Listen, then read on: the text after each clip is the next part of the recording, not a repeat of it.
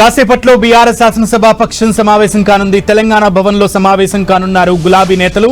Assembly budget సమావేశాల్లో అనుసరించాల్సిన వ్యూహాలపై boss KCR చర్చించనున్నారు. ఎమ్మెల్యేలు ఎమ్మెల్సీలకు గులాబీ బాస్ కేసీఆర్ దిశా నిర్దేశం చేయనున్నారు. గవర్నర్ ప్రసంగం, బడ్జెట్ ప్రసంగానికి గులాబీ దళపతి కేసీఆర్ హాజరు కానున్నారు. రేపటి నుంచి తెలంగాణ బడ్జెట్ సమావేశాలు ప్రారంభం కానున్నాయి. ఇప్పటికే ఫామ్ హౌస్ నుంచి కేసీఆర్ హైదరాబాద్ కి బయలుదేరినట్లుగా కూడా తెలుస్తోంది. ప్రధానంగా కాంగ్రెస్ ప్రభుత్వం ఏడాదిన్నర పాలన పూర్తిగా విఫలమైందని బీఆర్ఎస్ ఆరోపిస్తుండగా అసెంబ్లీలో ఆయా అంశాలను లేవనెత్తి రేవంత్ సర్కార్ను కార్నర్ చేయాలని గులాబీ పార్టీ భావిస్తోంది. ఈ నేపథ్యంలోనే ఈరోజు బీఆర్ఎస్ ఎల్పీ సమావేశం నిర్వహించనున్నారు. తెలంగాణ భవన్ కి కాసేపట్లో మాజీ ముఖ్యమంత్రి కేసీఆర్ హాజరు కానున్నారు.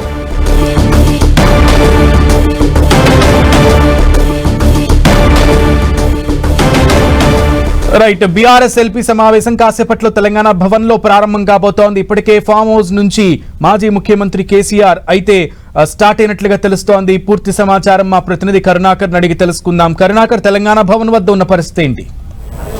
సునీల్, కాసేపటి క్రితమే మాజీ ముఖ్యమంత్రి ప్రధాన ప్రతిపక్ష నేత కేసీఆర్ తెలంగాణ భవన్ కు చేరుకున్నారు. ఎమ్మెల్యేలు ఎమ్మెల్సీలందరితో ఆయన కలిసి భోజనం చేయబోతున్నారు. భోజనం తర్వాత బీఆర్ఎస్ ఎల్పీ సమావేశం ప్రారంభమవుతుంది. మనం చూస్తున్నాం, రేపటి నుంచి అసెంబ్లీ బడ్జెట్ సమావేశాలు ప్రారంభమవుతున్న నేపథ్యంలో ఈ సమావేశాలు ఎటువంటి వ్యూహాన్ని అనుసరించాలని దానిపై ఎమ్మెల్యేలు ఎమ్మెల్సీలకు కేసీఆర్ దిశానిర్దేశం చేయబోతున్నారు.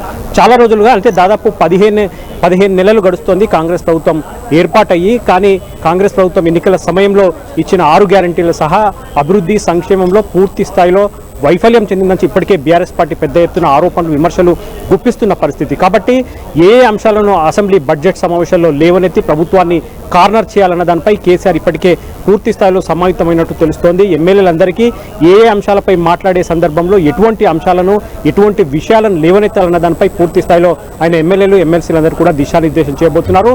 ప్రధానంగా 4-5 అంశాలను ఈసారి అసెంబ్లీ బడ్జెట్ సమావేశాల్లో కాంగ్రెస్ ప్రభుత్వంపై తీవ్ర స్థాయిలో ఆరోపణలు, విమర్శలు బీఆర్ఎస్ పార్టీ గుప్పించే అవకాశం కనిపిస్తుంది. అందులో ప్రధానంగా రైతు వ్యవసాయ రంగంలో పూర్తి స్థాయిలో ప్రభుత్వం విఫలమైందని చెప్పి బీఆర్ఎస్ పార్టీ ఆరోపిస్తోంది. ఎందుకంటే వ్యవసాయ రంగంలో పూర్తి స్థాయిలో పంటలన్నీ ఎండిపోతున్నాయి. సాగునీరు రైతులకు అందించడంలో కాంగ్రెస్ ప్రభుత్వం వైఫల్యం చెందింది.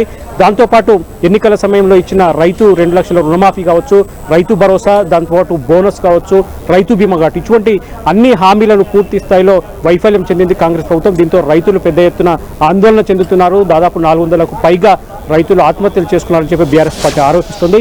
ఈ అంశాన్ని ప్రధానంగా అసెంబ్లీలో లేవనెత్తే అవకాశం కనిపిస్తోంది. దాంతోపాటు అప్పుల విషయంలో అటు కాంగ్రెస్ ప్రభుత్వానికి, ఇటు బీఆర్ఎస్ పార్టీకి పెద్ద ఎత్తున ఆరోపణలు, ప్రత్యారోపణలు, విమర్శలు గుప్పించుకుంటున్న పరిస్థితి.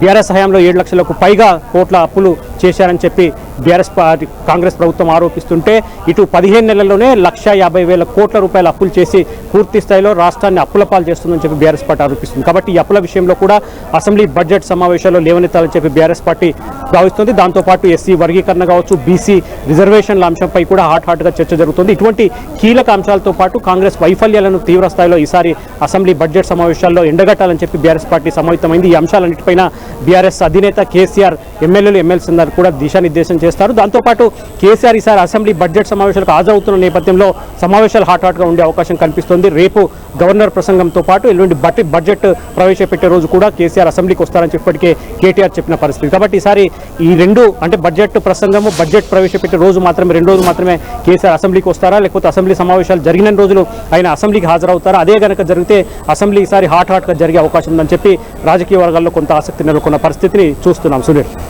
కరుణాకర్, అయితే ముఖ్యంగా ఎల్పీ మొత్తం, బీఆర్ఎస్ ఎల్పీ మొత్తం కూడా ఈ రోజు హాజరైంది అనుకోవచ్చా, ఫిరాయించిన ఎమ్మెల్యేలు మినహా? ఖచ్చితంగా అందరూ ఎమ్మెల్యేలు ఎమ్మెల్సీలందరూ కూడా ఇప్పటికే భవన్కు చేరుకున్నారు. కాసేపటి క్రితమే ప్రతిపక్ష నేత కేసీఆర్ కూడా తెలంగాణ భవన్కు చేరుకున్నారు. ఆ ఎమ్మెల్యేలు ఎమ్మెల్సీలందరితో కలిసి కేసీఆర్ భోజనం చేయబోతున్నారు. భోజనం తర్వాత 1:30, 1:45 ఆ సమయంలో బీఆర్ఎస్ ఎల్పీ సమావేశం ప్రారంభమవుతుంది. దాదాపు 2 గంటల పాటు ఈ సమావేశం కొనసాగే అవకాశం కనిపిస్తోంది. అంటే ముఖ్యమైన ఎవరైతే వాక్చాతుర్యం బాగా ఉన్న ఎమ్మెల్యేలందరూ కూడా ఒక్కొక్క రంగంపై, ఒక్కొక్క అంశంపై అవగాహన కల్పించి ఆయా అంశాలు వచ్చినప్పుడు వాళ్ళు ధీటుగా మాట్లాడి ప్రభుత్వాన్ని కార్నర్ చేసే విధంగా కేసీఆర్ ఇప్పటికే ఒక నిర్ణయం తీసుకున్నట్టు తెలుస్తుంది. కాబట్టి ఏ అంశాలు అసెంబ్లీలో చర్చకు పట్టుబట్టాలి, ఏ అంశాలపై అసెంబ్లీలో లేవనెత్తాలి, వాయిదా తీర్మానాలు ఏ విధంగా ఉండాలి, ప్రభుత్వం చర్చకు పెట్టే అంశాలపై ఏ విధంగా మాట్లాడాలి, ఎటువంటి అంశాలన్నిటిపైన కేసీఆర్ ఈరోజు ఎమ్మెల్యేలు ఎమ్మెల్సీలందరికీ దిశానిర్దేశం చేసే పరిస్థితిని మనం చూస్తున్నాం. సునీల్, ఓకే కరుణాకర్.